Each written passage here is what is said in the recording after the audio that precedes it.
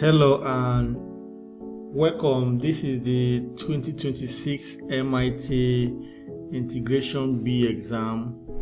So today in this video we're going to try to evaluate this definite integral. It says this is integral from 0 to pi over 2 of cosine squared. You have a pi over 2 cosine squared, then pi over 2, then you have a cosine squared x.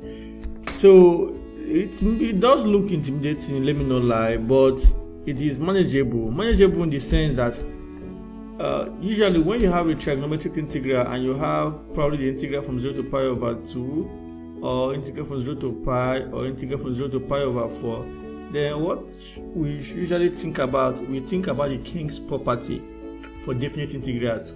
And the King's property says that if you are evaluating the integral from a to b of, let's say, f of x dx, this is essentially the same thing as the integral from a to b of f of a plus b minus x dx. And the reason why it mostly works for trig integrals is because for trigonometric integrals, let's say you have the integral from 0 to pi of f of x, or let's say pi over 2 of f of x dx.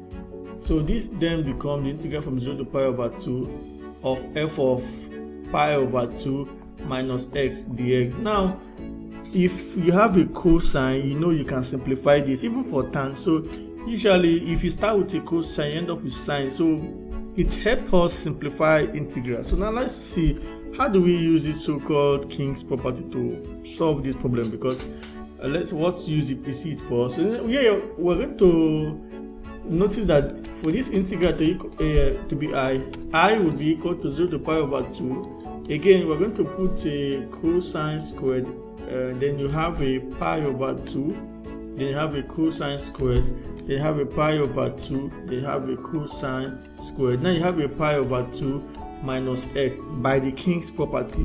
Okay, so you have to put your brackets and extra brackets here. And then you have your dx here. Now cosine squared of pi over 2 minus x is sine squared of, this is equal to the integral from 0 to pi over 2 of, now cosine squared of pi over 2 minus x here is still just sine squared of x. So you have cosine squared of pi over 2, then you have a cosine squared of, then you have a pi over 2, then you have a cosine, you have a sine squared now. So you have a pi over 2 times sine squared of x. Of course, I wanted to say pi over 2x, but it can't be. Okay, so we close the bracket now and write the x. Now we can express sine squared in terms of cosine squared, because we know that so sine squared is 1 minus cosine squared. So we are going to write this as the integral from 0 to pi over 2 of cosine squared, then you have a pi over 2 of cosine squared, and then you would have a pi over 2, then you have a 1 minus cosine squared x dx. Now we have so many brackets, but they can be managed. This equal the integral from 0 to pi over 2. Now you have a cosine squared of pi over 2, then you have a cosine squared. Now this will be pi over 2 minus pi over 2 cosine squared x, dx. Now cosine of pi over 2 minus whatever is sine of x. So we're going to write this as the integral from 0 to pi over 2 of cosine squared. Then you have a pi over 2. Let's change color here. Then which would be times, now this would be sine squared of what? Sine squared of x, right?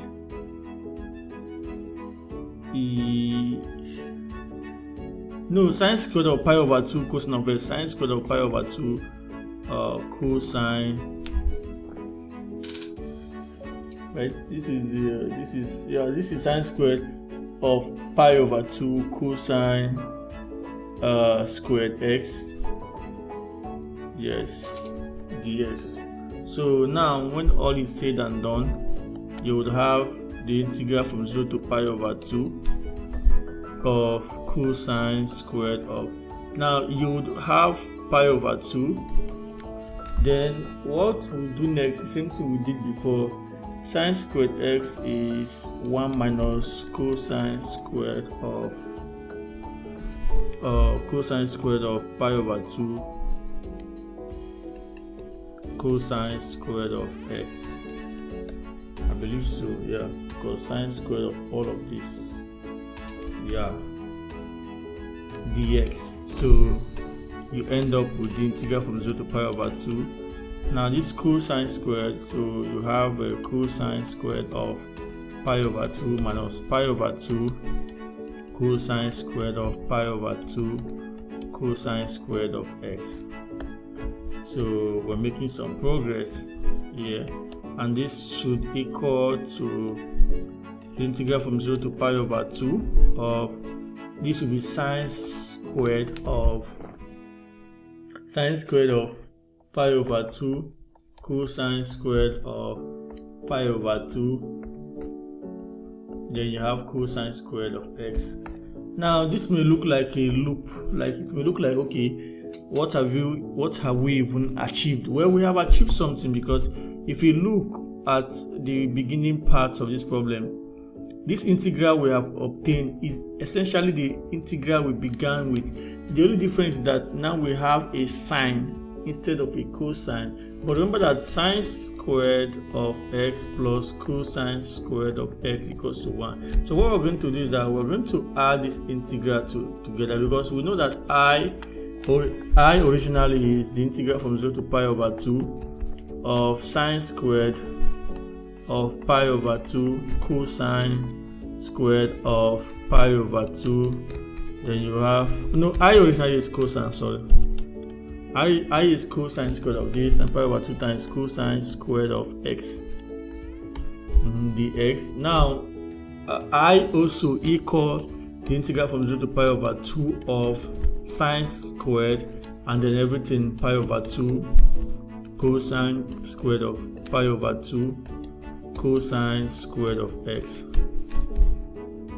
dx. So if you add 2i now, if you add up the 2 i's together, so this implies that,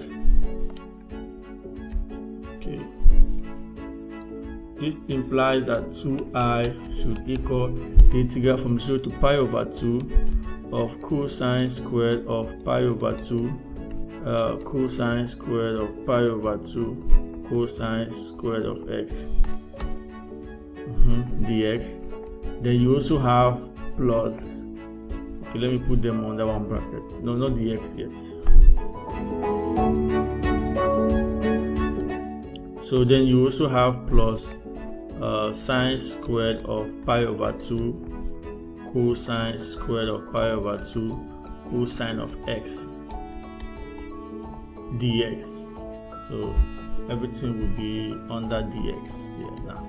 Now this will be the integral from 0 to pi over 2 times 1 dx, which is basically to be pi over 2. So basically this means that I equals to pi over 4, and that is the value of our integral, even as from the official solution. So you can see that this does look intimidating, but with the right simplification, everything falls apart. So thank you very much for watching, and please do subscribe to the channel. Bye.